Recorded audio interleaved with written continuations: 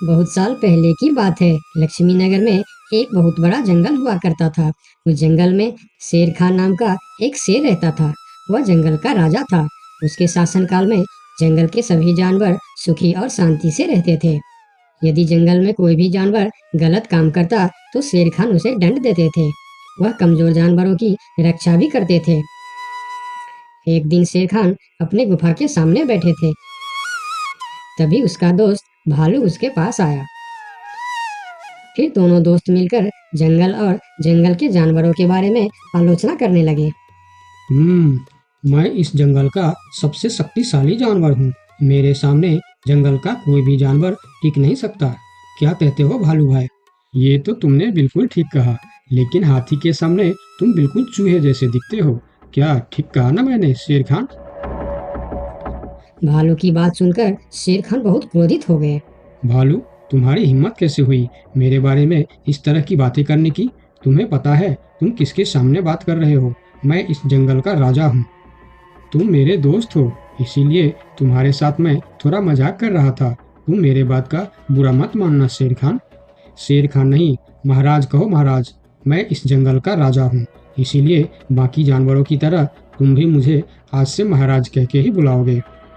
लेकिन शेर खान, हम दोनों दोस्त हैं, फिर भी तुम ऐसे क्यों बातें कर रहे हो? दोस्त है नहीं, दोस्त थे। आज से हमारी दोस्ती खत्म। आज के बाद मैं तुमसे कभी बात नहीं करूँगा। दोस्त कहकर मेरे सामने कभी मत आना। चले जाओ यहाँ से। अपने दोस्त का इस व्यवहार से भालू बहुत दुखी हुआ और वह वहां से चला गया। उसी जंगल में गोलू नाम का एक बंदर भी रहता था। वह दूसरों की चीज चुरा कर भाग जाता था।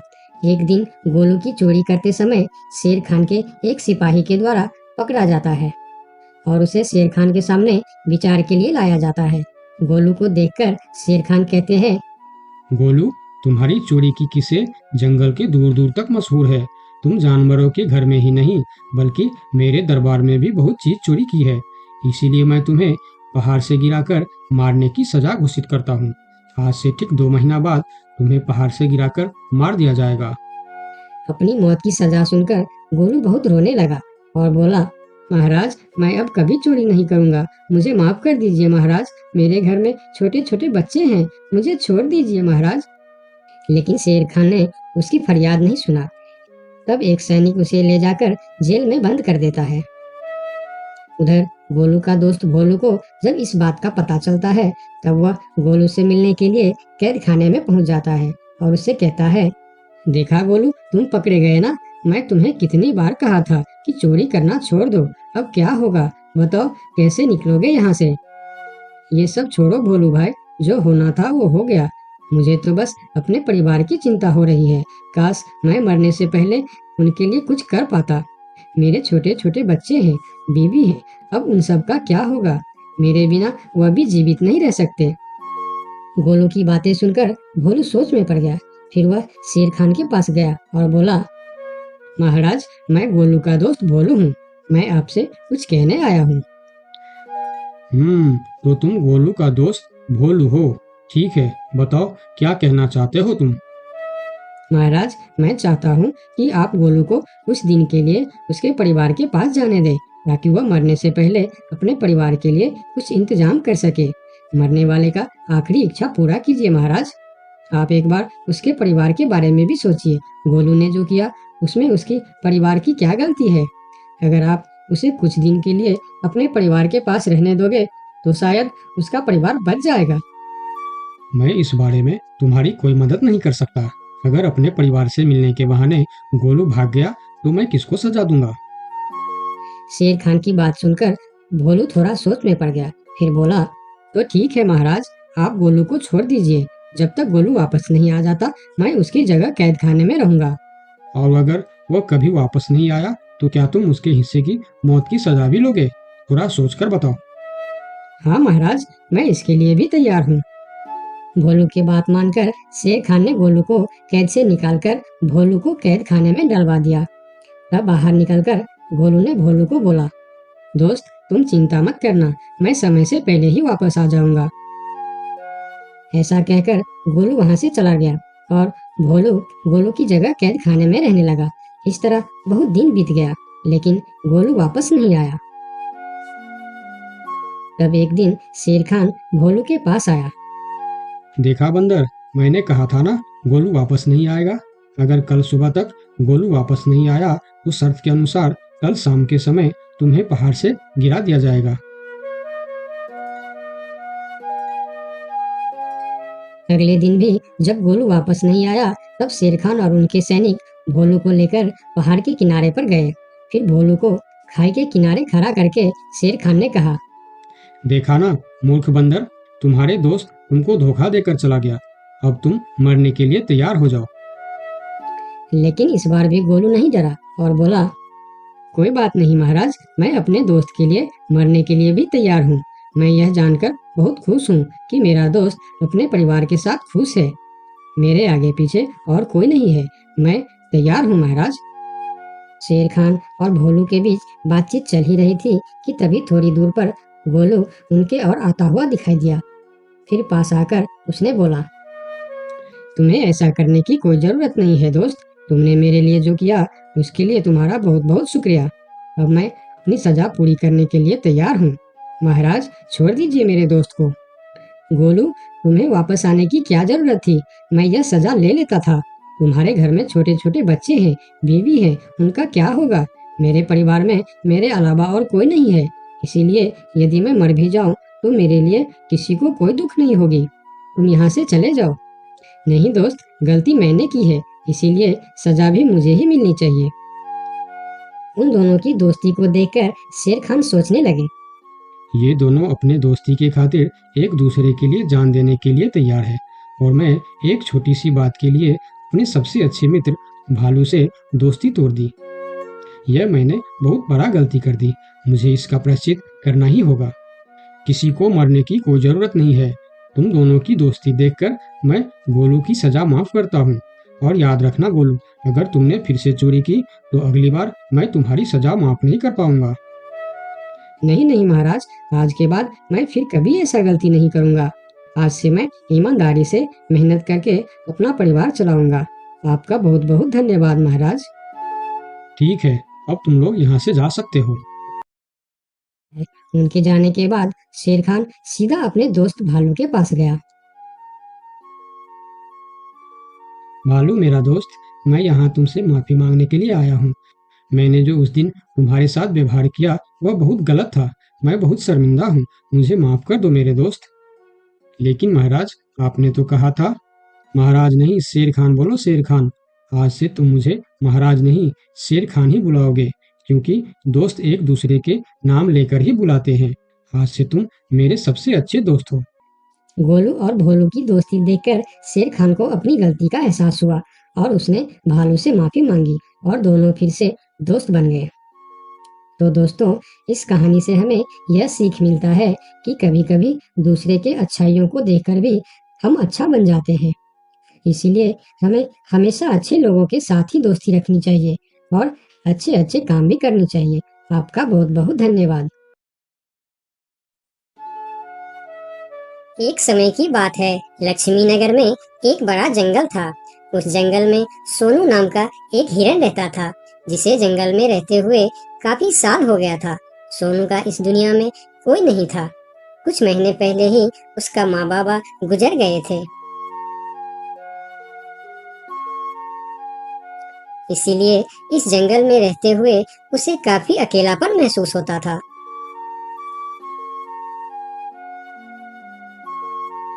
कितना बड़ा जंगल है हमारा, लेकिन फिर भी एक अजीब सा अकेलापन महसूस होता है। काश मेरा भी कोई दोस्त होता तो कितना अच्छा होता।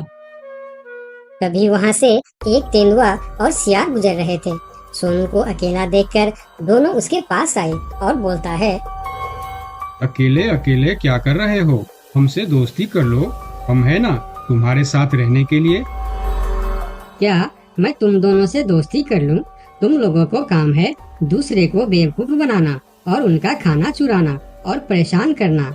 तुम दोनों से दोस्ती करके मैं गलत चीजों के अलावा और कुछ नहीं सीखने वाला। इससे अच्छा तो मैं अकेले ही ठीक हूँ। अब तुम दोनों यहाँ से जा सकते हो। अभी तो तुम हमारी दोस्ती को ठुकरा रहे हो, लेकिन वक्त आने पर तुमको हमारी दोस्ती की अहमियत पता चलेगी, देख लेना। ये कहकर वह दोनों वहाँ से चले जाते हैं। उन दोनों के चले जाने के बाद हिरन कुछ देर बाहर बैठा रहा। फिर धीरे धीरे शाम हो गई। तब हिरन भी घर के अंदर चला गया। अगले दिन सुबह जब हिरन अपने घर के बाहर बैठा था, तब हिरन ने देखा कि एक छोटा सा हाथी जो उसकी उम्र का था, वह धीरे धीरे उसके पास आ रहा है और उनके पास आके कहा, कैसे हो प्यारे हिरन? मेरा नाम गोलू है। मैं आज ही इस जंगल में आया हूँ। तुम्हारा नाम क्या है? क्या तुम इस जंगल में रहते हो? मेरा नाम है सोनू और इसी जंगल में मैं जन्म से ही रह रहा हूँ। तुम कहाँ से आए हो? तुम्हारे साथ और कौन कौन है? मैं पास की जंगल से आज ही आया हूँ। मेरा इस दुनिया में कोई नहीं है। क्या तुम यहाँ अकेले रहते हो? हाँ, मैं अकेला ही रहता हूँ। मेरा भी इस दुनिया में कोई नहीं है दोस्त। सोनू, क्या यहाँ कोई ऐसी जगह है जहाँ मैं अपना घर बनाकर रह सकूं? हाँ दोस्त, इस जंगल में ऐसे बहुत से जगह है जहाँ तुम घर बनाकर रह सकते हो। आओ मेरे साथ।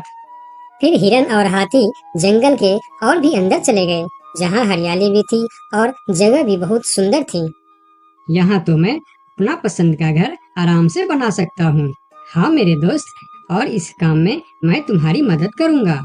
नहीं प्यारे दोस्त, मैं अपना घर खुद बना लूँगा। मैं तुम्हारा फायदा नहीं उठाना चाहता। तुम मेरी बहुत मदद की है। ये सुनकर भी हिरन ने उसकी मदद करने का फैसला नहीं बदला और काम पर लग गए। जंगल से अच्छी लकड़ियाँ और पेड़ इकट्ठा करके दोनों ने मिलकर 2 दिन के अंदर ही एक झोपड़ी जैसा घर बना डाले। तुम्हारा बहुत बहुत शुक्रिया दोस्त। अगर तुम नहीं होते तो मैं इतना आसानी से ये घर नहीं बना पाता। शुक्रिया की कोई जरूरत नहीं है। तुम मेरे प्यारे दोस्त हो। ये तो मुझे करना ही था। उस दिन से दोनों की दोस्ती और भी गहरी हो गई। इधर शाम होने वाली थी। हिरन अपने दोस्त से विदा लेकर अपने घर की ओर चलना शुरू किया। हिरन रोज हाथी के घर आता और दोनों सारा दिन साथ ही रहते थे। एक साथ खाते थे और मजे भी करते थे। एक दिन सोनू हिरन हाथी के घर नहीं आया तो उसे हिरन के लिए चिंता होने लगा। वह फिर चलकर हिरन के घर जा पहुंचा। अरे क्या हुआ दोस्त? तुम आज मेरे घर क्यों नहीं आए? तुम्हें ना देखकर मैं बहुत परेशान हो गया, इसीलिए मैं इधर चला आया। दोस्त, मेरा तबीयत खराब है। पूरे शरीर में बहुत दर्द हो रहा है। मैं ठीक से खड़ा भी नहीं हो पा रहा हूँ। हाथी आगे आया और हिरन के शरीर को छू कर देखा कि हिरन को तो बहुत तेज बुखार चढ़ा है। दोस्त, तुम्हें तो बहुत तेज बुखार है, लेकिन ये सब अचानक कैसे हो गया? ये कहकर हाथी ने थोड़ा देर सोचा और बोला, मैं अभी आता हूँ। तुम बिल्कुल चिंता मत करना, तुम ठीक हो जाओगे। इतना कहकर हाथी वहाँ से चला गया और सोनू हिरन उसका इंतजार करने लगा। लेकिन कई घंटे गुजर जाने के बाद भी हाथी नहीं लौटा। हिरन निराश होकर बैठा रहा। थोड़ी देर बाद वही तेंदुआ और सियार उसके पास आ गए और कहने लगे, सोनू हिरन, तुम्हारी तबीयत का पता चला तो हमें बहुत दुख हुआ। ये देखो, हम तुम्हारे लिए खाना भी लेकर आए हैं। उन्होंने कुछ फल हिरन के सामने रख दिए और फिर उसको खाने के लिए कहते हैं। तुम लोगों का बहुत बहुत शुक्रिया। मुझे बहुत भूख लगी थी। अरे हिरन भाई, इस समय तुम्हारा तबीयत खराब है और वह तुम्हारा दोस्त कहाँ है जो हमेशा तुमसे चिपका रहता है? पता नहीं कहाँ गया है। सुबह एक बार आया था, उसके बाद अभी तक लौटा नहीं। हाँ, उसने सोचा होगा कि तुम्हारी बीमारी में सेवा करनी पड़ेगी, इससे अच्छा तो हम भाग ही जाते हैं, इसलिए वह गायब हो गया। अच्छा दोस्त ही निभाया उसने। नहीं नहीं, ऐसा नहीं हो सकता। वह मेरा बहुत अच्छा दोस्त है। ऐसा ही हुआ है। हमने कहा था ना कि वक्त आने पर हमारी दोस्ती की अहमियत समझेगी। यही वह समय है। उनकी बात सुनकर सोनू हिरन को बहुत दुख हुआ। फिर वह वहाँ से चला गया। धीरे धीरे शाम हो गई, लेकिन हाथी का कोई अता पता नहीं था। हिरन की तबीयत में भी कोई सुधार नहीं हुआ। अगले सुबह फिर से वह दोनों हिरन के घर पर आए। आज भी दोनों ने हिरन के लिए कुछ फल लेकर आए थे। हिरन बहुत खुश होकर खाने लगा। उसे अपने आप पर शर्म आ रहा था कि जिन जानवरों को वह बुरा भला कह रहा था, आज मुसीबत में वही उसके काम आ रहे हैं। वह हर बार उनका शुक्रिया कर रहा था और माफी भी मांग रहा था। फिर थोड़ी देर बात करके दोनों वहां से चले गए। कब तक हम इनकी नौकरी करते रहेंगे? अब अपने योजना को अंजाम देने का समय आ गया है, नहीं तो बहुत देर हो जाएगा। हाँ, तुमने बिल्कुल ठीक कहा। अब हमें और समय नष्ट नहीं करना चाहिए। आज ही हमें कुछ निर्णय लेना ही पड़ेगा। चलो चलते हैं शेर सिंह के पास। शाम के समय जब हिरन अकेला था, तब हाथी वहां पर पहुंचता। उसको देखते ही सोनू हिरन को बहुत गुस्सा आ गया। क्या देखने आए हो यहाँ? यही कि मैं जिंदा हूँ या मर गया? ऐसा क्यों बोल रहे हो दोस्त? मेरा पूरा बात तो सुनो। मुझे दोस्त कहकर मत बुलाओ। दोस्त वो होता है जो अच्छे और बुरे वक्त में साथ निभाए। तुम तो मेरे तबीयत खराब होते ही मुझे छोड़कर भाग गए थे। मुझे खाना भी वह लोग लाकर दे रहे थे जिससे मैं बात तक करना पसंद नहीं करता था। तुम्हें अभी तक कुछ भी पता नहीं है, इसीलिए गुस्सा कर रहे हो। मैं तुम्हारे साथ छोड़कर नहीं भागा था। मुझे पता चल चुका था कि तुम्हें डेंगू बुखार हो गया है और तुम्हारे पास सिर्फ 3 दिन थे। मैंने घर में इसके दवाई रखे थे, लेकिन जब मैं घर पहुंचा तो वहाँ दवा न जाने कहाँ गायब हो गया। मेरे पास समय कम था। तुमको बताने वापस आता तो और देर हो जाती, इसीलिए मैं पुराने जंगल गया था। वहाँ से तुम्हारे लिए 2 दिन का सफर करके यह जड़ी बूटी लाया हूँ। इसे खा लो दोस्त, वरना सुबह तक तुम्हारा बुखार नहीं उतरा तो मैं मेरे सबसे अच्छा दोस्त खो दूंगा।